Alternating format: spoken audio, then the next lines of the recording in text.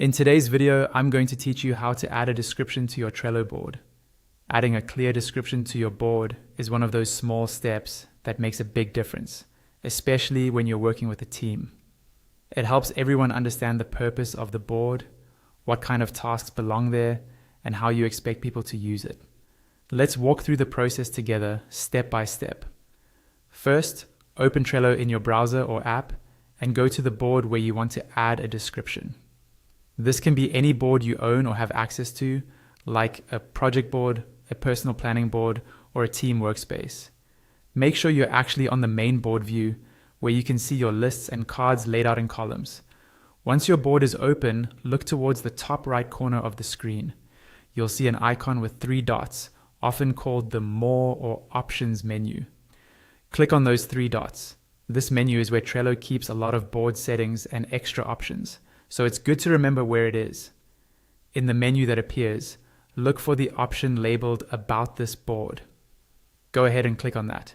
This section is specifically designed for high-level information about your board, what it's for, who it's for, and how it should be used.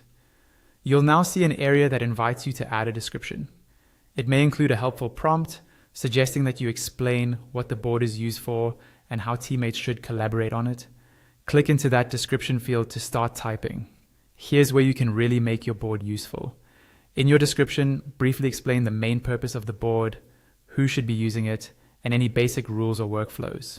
For example, you might describe what each list represents, how to name cards, or when to move tasks from one list to another. Try to be clear and specific, but you don't need to write an essay. A few well-structured sentences or short paragraphs are usually enough. When you're happy with what you've written, look for the Save button, usually just below or beside the description field. Click Save to confirm your changes. Your description is now attached to the board, and anyone who has access can read it and get up to speed quickly. That's all there is to it. Open your board, use the 3-dot menu, go to About This Board, add your description, and save.